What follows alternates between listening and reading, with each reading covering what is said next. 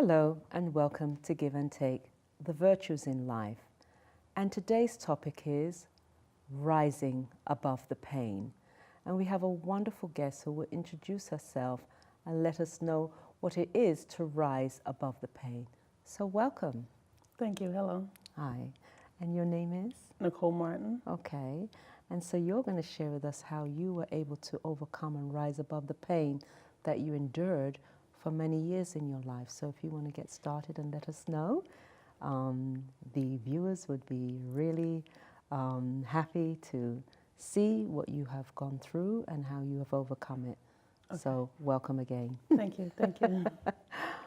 Now, how I've gotten to the point where I am today, I've written about it. I found it to be very therapeutic. Okay. To put it on paper. Mm-hmm. So I have 5 novels that I've written, and it's helped me rise above it all. Okay, so we want to get started. If you want to just share a little bit about what it is that you had to go through and why the books were good for you to write so that you can actually get through the pain that you've endured.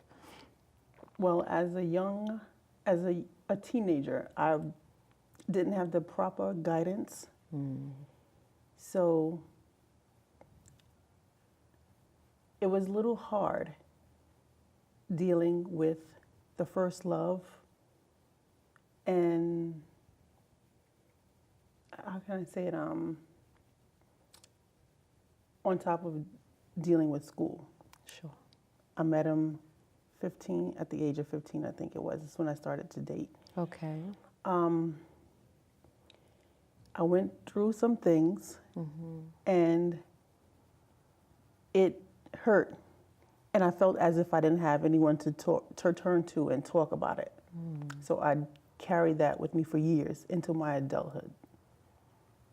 Now, because I didn't have that guidance, unfortunately, like I said, it went into my adulthood, and I feel, which is why I experience other things as well. Right. And so we were talking a bit about that earlier in regards to not having that proper guidance, not being able to get through certain situations because it was never there to begin with. And so you're going to make these decisions that are not right because if you don't have that foundation, then how are you supposed to figure it out? It just doesn't happen. For some people it does, and that's their blessing. Right. But for everybody it doesn't. Many steps, many ups and downs one has to go through in able to get through to the point where they need to be, where they can begin to heal. And so that's what you're sharing. You're saying you didn't have the guidance. I didn't, not at all. And as for a child to deal with it is very hard. You know, there's people out there that say or want to help, but you don't trust. Right. So you tend to hold it in. Meanwhile, everything is manifesting. You have a lot of anger. You have a lot of everything going on. Right. Confusion. It's a lot of emotions the individual deals with. And without the proper help, it can be damaging. Right. Okay. What did you endure as a child? What did that happen? If you want to share that, that's okay. If you don't, that's fine too. No, I'm okay. I'm okay to share. Lovely. Yes. The books, they're based on a true story, and the story is of mine. Now, what I went through, pregnancy, abortion, I was exposed to drugs. It was a lot. Again, like I said, I didn't have anyone to turn to. Well, there's people out there, but I felt I didn't have anyone to turn to. Right. To speak about what I was experiencing or exposed to. So I held it in, which, like I said, it caused a lot of anger, depression. And I took it with me into my adulthood, even after having children. And then people tend to look for love in the wrong places. Right. again, you have to figure out what's going on within Sure. yourself before you can move forward. Mm-hmm. That I didn't do. Right. So, you know, I had to learn how to cope with it, deal with it. And again, like I said, me putting it on paper, it helped, but still there's room for growth. Sure. And even till today, I'm growing. We all are. Yep. We're none of us perfect yet. It's a No. process. And Definitely. it's a daily process. As someone was saying to me earlier, how are you doing? I said, I'm doing a lot of work on myself. Because as I do work on myself, then I'm able to transcend the changes in me into others. And so good changes, positive Exactly. changes, right. So you want to just show the first book and just tell us a little bit about that. You can just show the viewers that beautiful cover Thank you. and a little bit about what's in that book. All right, the first one is titled, as you can see, Venomous Minds 1, Part 1. Okay. This is the beginning of the character's life. The character's name is Nishi. This pretty much tells the readers how she was raised without the guidance, as I explained, when she was exposed to the drugs and pregnancies and abortion and how it affected her negatively, of course. Right. So that's pretty much in the first novel. Okay. All right. It's very pretty. Thank you. cover. So we were talked about how this was going to be one book. Right. This would have Actually, been a huge book. yeah, Yeah. it was one, the manuscript was so large until the individual that helped me with the publishing, she said, we are going to have to break it down. Okay. So that's how it became 4 novels. Right. Now the last one, because there's 5, the last one I wrote it after, like I would say about a year maybe after I published the first 4. Okay. And so how long did it take you to write all these books? Well, the first 4, as I said, was one book, and that was written, I would say 16 years ago. Okay. And the last one, it took me about a year to write, Oh, so and I now- just now published it's it. like breeze for you now, right? Yeah. Very much so. Fantastic. Thank you. It's an accomplishment. Thank you. I mean, it's hard enough to write one, far less 5. So it's you should feel very proud of yourself I am. that you were able to achieve this. This is fantastic. I am. Yeah. Thank you. Okay. Now I have to come to you about writing a book. When I want to write a book, I have to look for your guidance. I'm here. Good. All right. You want to show us this other second beautiful cover book and some of the details of this book? All right, the second one, Venomous Minds 2, Poison, Running Free. Okay. This one, which I forgot to add, the character went through, well, she experienced some STDs. Now, again, she didn't feel she had anyone to turn to, so she kind of just dealt with it until she realized it was affecting her health. And when she found out, was crazy because it was during her first, well, not the first, but during her pregnancy. So, and this book, I would say I try my hardest to get it out to the millennials, because a lot of the young adults today are very promiscuous. Sure. And they have no idea. And an injection won't get rid of everything. No. We were speaking about that too, right? A whole So, nother topic. Yeah, a whole nother topic. But yes. that's in part 2. Part 3, I can't remember all, so bear with me. Okay, no problem. Part 3, it just continues to flow on. Okay. You know, I don't know at what part of this book. I believe the character had her children, maybe 1 or 2. Again, it flows on. She's looking for love, Right. and what she believes to be love isn't love, Right. because she's never had that guidance. She doesn't understand because what we've been taught, not just her in the book doesn't know what love is, but we all don't know what love is. I mean, true love is inside, is internal. We have to love the self. Exactly. We are love. But she didn't understand that. Right. At the And many age. people don't understand it. And so once we understand we're loved, we don't look for love outside of ourselves. Because once we connect with that love, that internal love, then the love will transcend. Exactly. And that pure love, that right love, let me say that right love will then come to you. And so when we're taught that, then things would be a lot easier for those who are out there searching for someone to love them, because we're love. Absolutely. We just all have to find that love inside of us. And so and you see how we put the self down because we think we're not doing something right, when in actual fact, we're all struggling with what is the right terminology, what is the right way of doing things, what is really the truth. And the truth is, we're love. Exactly. Exactly. Exactly. Yes, lovely. Now the fourth one, she, again, it flows. She goes, she continues to go through the negative portion of her life. Right. She was even incarcerated at some point, but she got through that as well. I don't want to say too much. Sure. Because I want the people to That's right.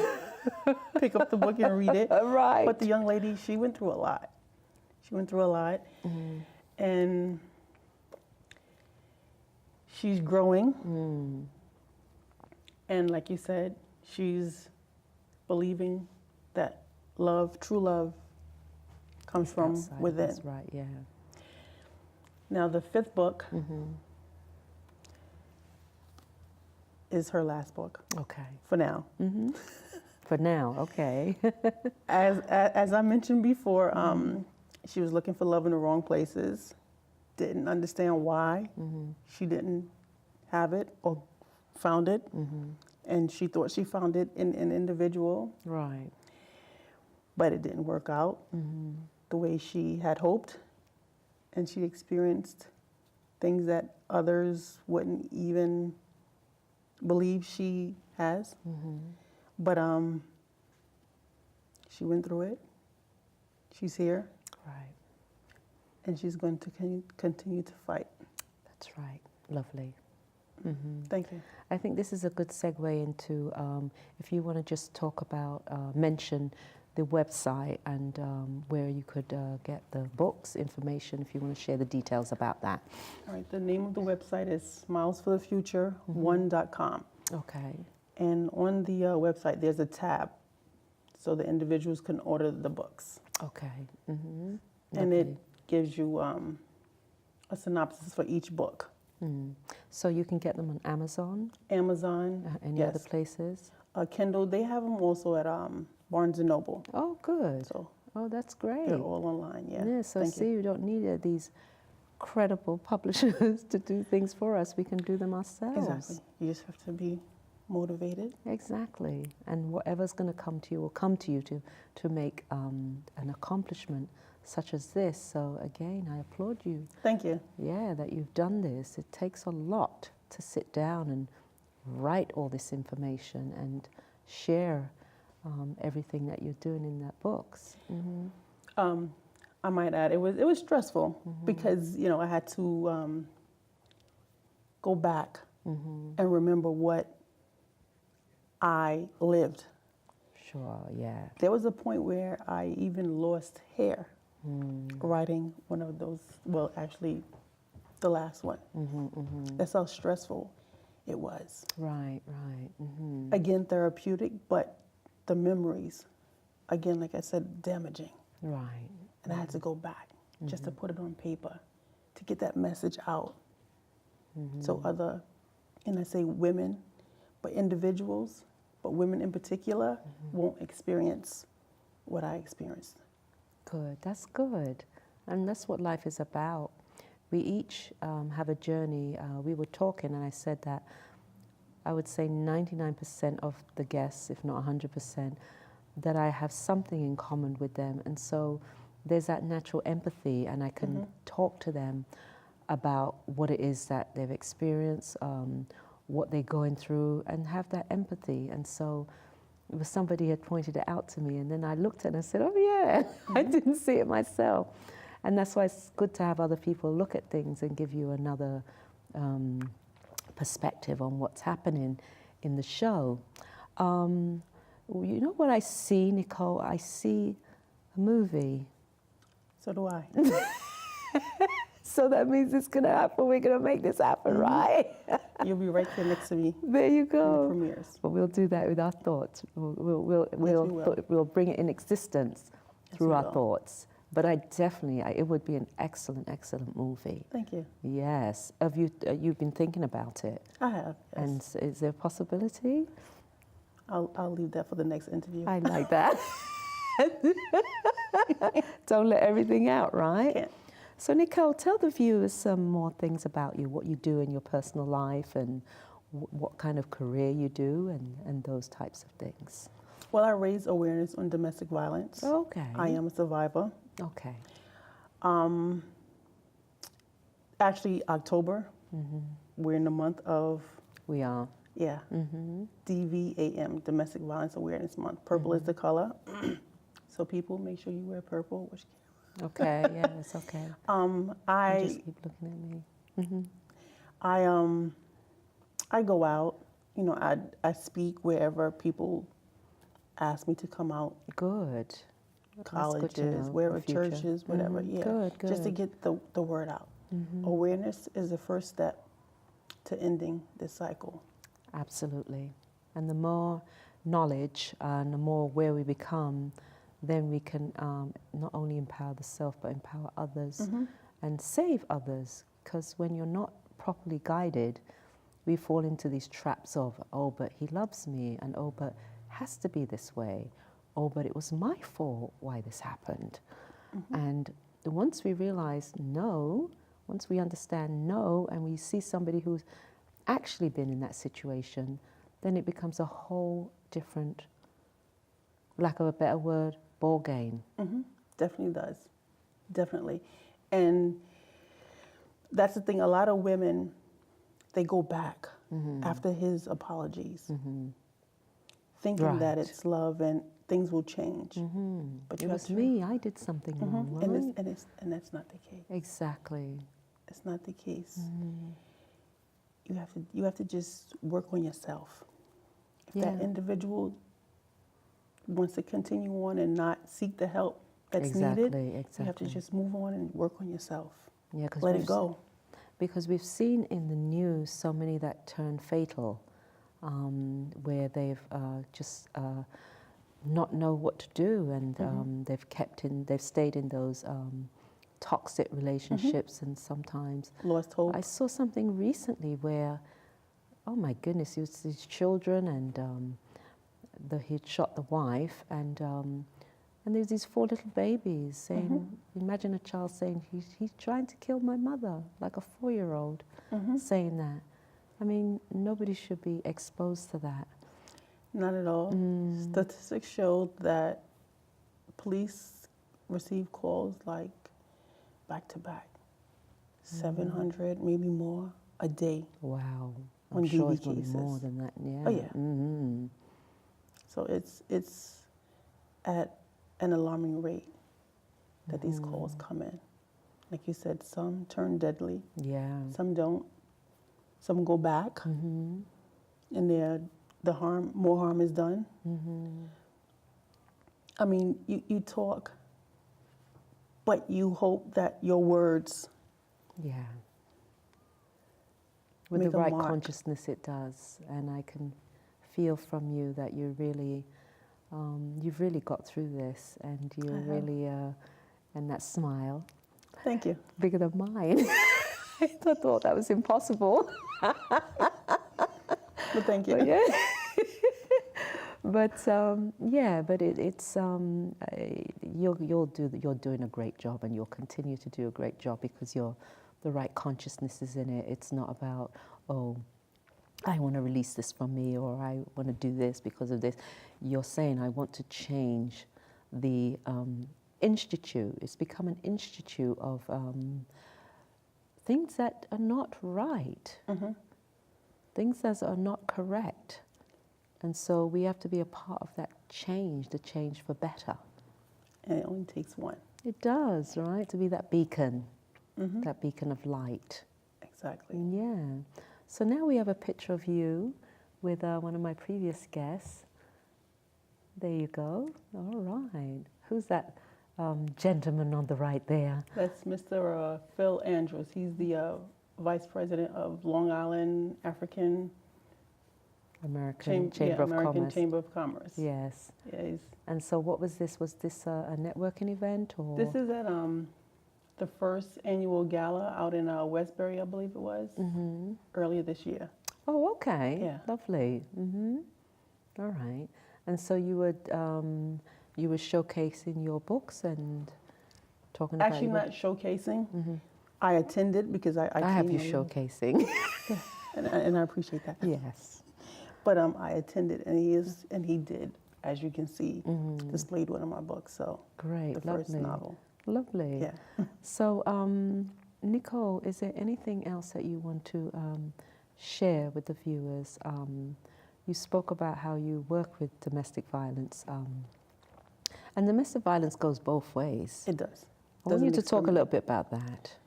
Doesn't discriminate whatsoever. Right. I've spoken to men as well that they've been abused by their partner or partners, or young men growing up and witnessing their, mom being beaten. Right, So it doesn't discriminate, no. Some men say that growing up, it caused them to, I guess, not want to be involved in a relationship. It goes, they pretty much say the same thing as Right. women. But when, for whatever reason, when men speak out about it,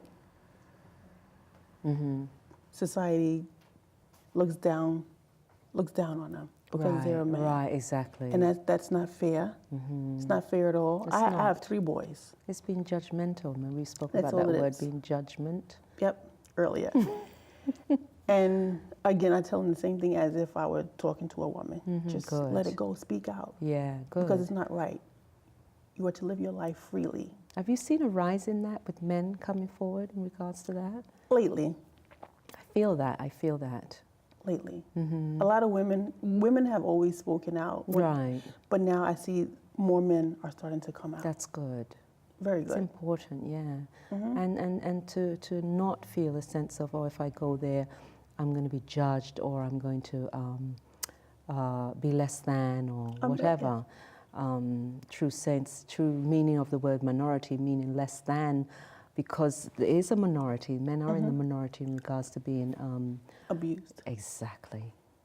And they've gone out, requested order protections as well. I actually met with a gentleman in court one time, and he and I were speaking, and I told him how he can go about it. He was like, but people look at me when I enter the courtroom. They look at me like, what are you doing here? You're a man. Why didn't you? And I said, don't worry about that, because had he fought her off, Right. he would have been the one behind bars. Oh, sure. So I said, forget about that. There's that word You're judge a victim. Again, exactly. Being very judgmental. He thanked me, but like I said, it doesn't discriminate. Doesn't. You have to do what you have to do to move forward. Yeah. So, do you have a lot? Is it shelter you work? You said it's a shelter? It is. But I'm going to leave it at that. I'm going to leave it at that. Okay. Yeah. No, I don't want you to. I understand, because I've worked with. I used to be a director of a non-profit organization, so I did a lot of networking, and I worked with groups, domestic violence, big domestic violence organization in Westchester County. So I know the sensitivity behind that. You can't reveal a lot. No, you can't do that. I trust me, believe you me, I understand. Or they say overstand, and the importance of keeping that secret and keeping those people safe from being found. And also, you also put yourself at risk in those jobs as well. Yeah. Big time, yeah. And so, love prevails. Love does. prevails. Which is why I grin. as wide as I do. And that's why I grin as wide as I do. Because it will be the thing that overcomes everything. All of the pain. Exactly. And you can tell when it's a smile from deep within. It's not a surface smile because it's so wide. It's like, oh my goodness, she's about to break the camera now. Yeah. But believe me, there were days when I didn't. Because I'm sure. I existed, I didn't live. Lovely. But now I live. Good. Well, Nicole, believe it or not, we're almost at the end of the show. It went very quickly and smoothly, as I knew it would. But before we go, That's what I was going to say to you. Yes, I want you to say some last word. Oh, okay. All right, I'd like to give these to you. Thank you very much. I Token of my appreciate appreciation that, for having me on the show. Red roses. Don't be jealous.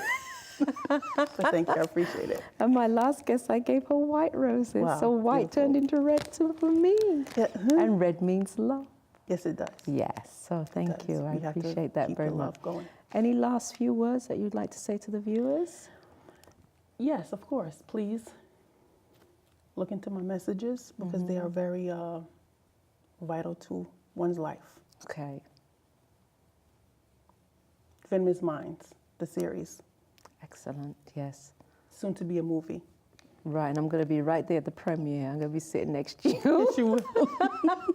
Yes, you will. This is a newfound relationship, right? Yes, it is. Yes, I look forward to connecting with you, and I thank Phil for connecting us together. Yes. He's doing good, Phil. He is. He's doing what he needs to do, is networking and connecting people, the right people together, and that's not an easy thing to do. It's not. So his head and heart is in the right place.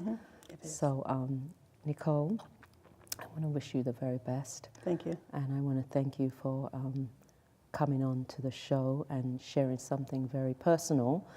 And you're going to do great things and continue to do great things because we're speaking in existence, right, Nicole? Yes, we spoke about that. And you're going to stay warm this winter. Of course. Of course.